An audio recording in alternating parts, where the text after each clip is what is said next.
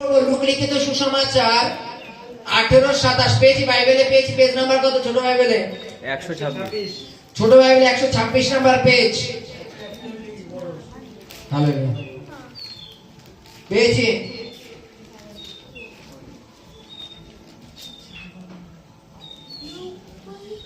Look 18:27 পেয়েছি। Hallelujah.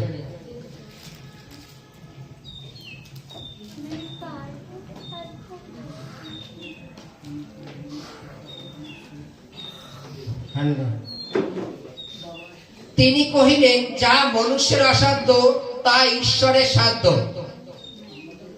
তখন পিতর কহিলেন, দেখুন, আমরা যা যা নিজের সে সমস্ত পরিত্যাগ করিয়া আপনার পশ্চাৎগামী হইয়াছি।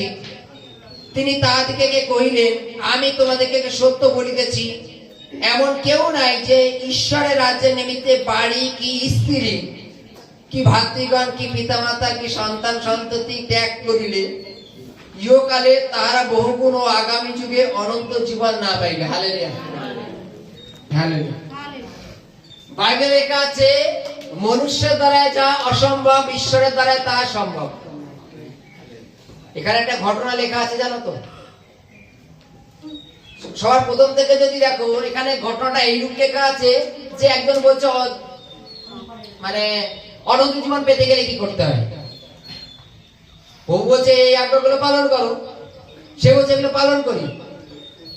সে প্রভু বলছে তুমি এক কাজ করো, তোমার সম্পত্তি বিক্রয় করো, গরিবকে দান করো, আর আমার পশ্চাতে এসো, তাহলে অনন্ত জীবন পাবে।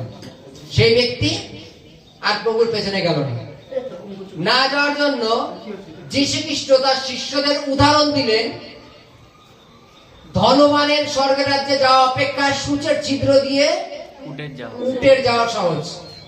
কনফিউজ আমরা সকলে, তাই তো? উটের সুয়ের ফুটো দিয়ে অত বড় উট কি করে যায়?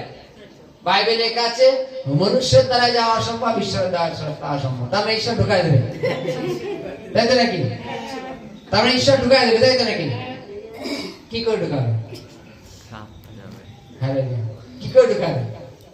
একটা সুয়ের ফুটোতে শুধু সুতোটাই ঢোকে, উট কি করে ঢুকবে?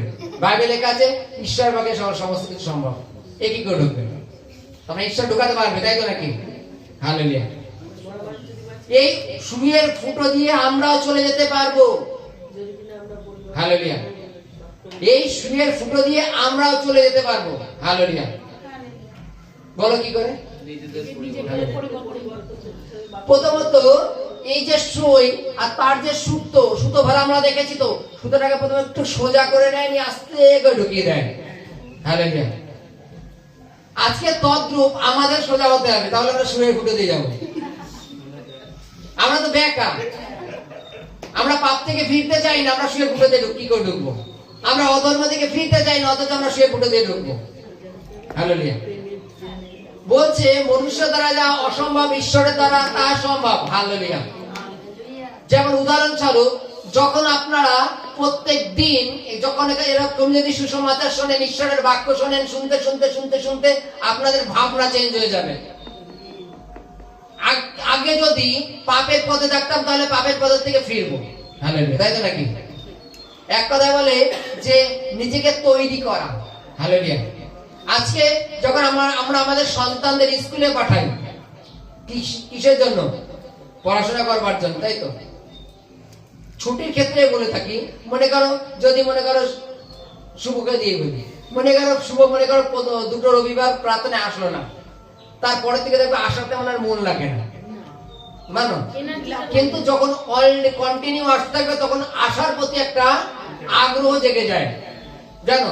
এবার যখনই আগ্রহ জেগে যাবে, তখন ওর জানতে হবে যে প্রতিনিয়ত বাক্য আমাকে বেকার থেকে সোজা করছে। প্রতিনিয়ত ঈশ্বরের বাক্য বেকার থেকে সোজা করছে। একটা সুতোকে কতবার সোজা করতে হয়? শুয়ে ঢোকানোর জন্য। তদ্রূপ বাইবেলে কি বলছে, আমরা যখনই প্রভুর বাক্যে আসলাম, প্রার্থনায় আসলাম, আমরা প্রথম দিন আমরা পুরোটা পাপ ছাড়তে পারি না। ছাড়তে পারি?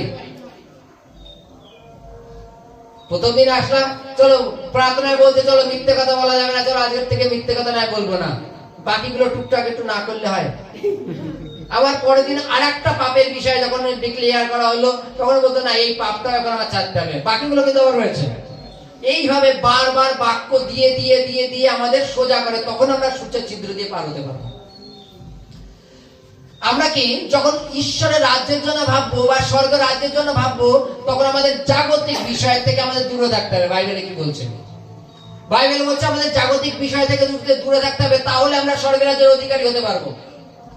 যদি আমি প্রার্থনা করতে বসছি আর যদি মনে হয় যে এই দরজাটা কটকট করছে, আমার ওই দরজার পাশের ড্রয়ারটায় বড় সোনার চেনটা রয়েছে, চক্র চোখ খুলে দেখি চেনটা নিয়ে গেল, হালেলুয়া, তোমার প্রার্থনা হলো না, তোমার প্রার্থনায় মনোযোগ নেই।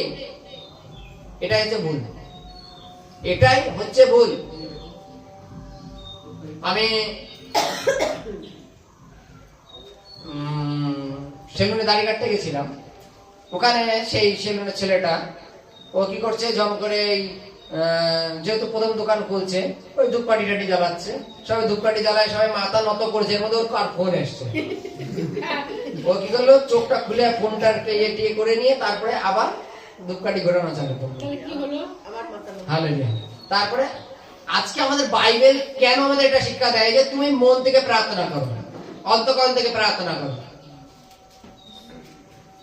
যখন এইরূপ ভাবে তুমি যখন প্রার্থনায় নিবিষ্ট, বা আমি মনে করো ছেলেটাকে যে উদাহরণ দিয়ে বলছি, সে যখন মনে করো ধূপকাঠি ঘোরানোর জন্য প্রোগ্রাম নিয়েছে, তখন সমস্ত ফোন আসুক, সে ফোনটা আলাদা থাকুক, আজকে আমি যে কাজটা করছি এই কাজটাকে কমপ্লিট করবো, যে কাজটা করছি কাজটা কমপ্লিট করবো, তারপরে আমার ফোনের দিকে। আজকে আমাদের এই ব্যাখ্যাটাকে আস্তে আস্তে সোজা করতে হবে।